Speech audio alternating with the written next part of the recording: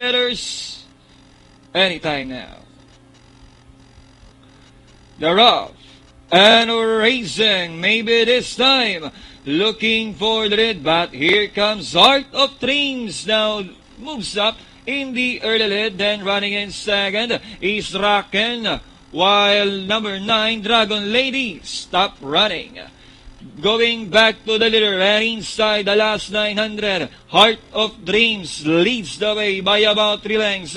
Running in second is Raken, running on the outside is maybe this time. Moving up, Andre's sister, down in 5th is Rebelde, gross income, 3rd last. Now fast approaching is Hail Praises, 2nd last Odessa, and number 1, Standout, who's still in behind them, and inside the last 600, 2 entries are falling out for the red, but it's still Heart of Dreams wants to dictating terms as they reach the final turn.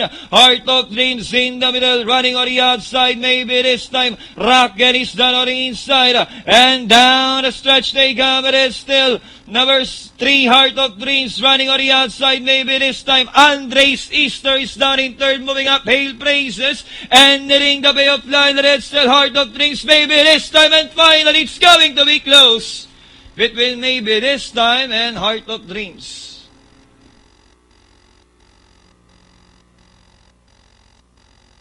Dreams and number 7, maybe this time.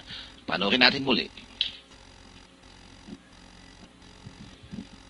Race number 2 was brought to us by Pinoy Extreme Channel.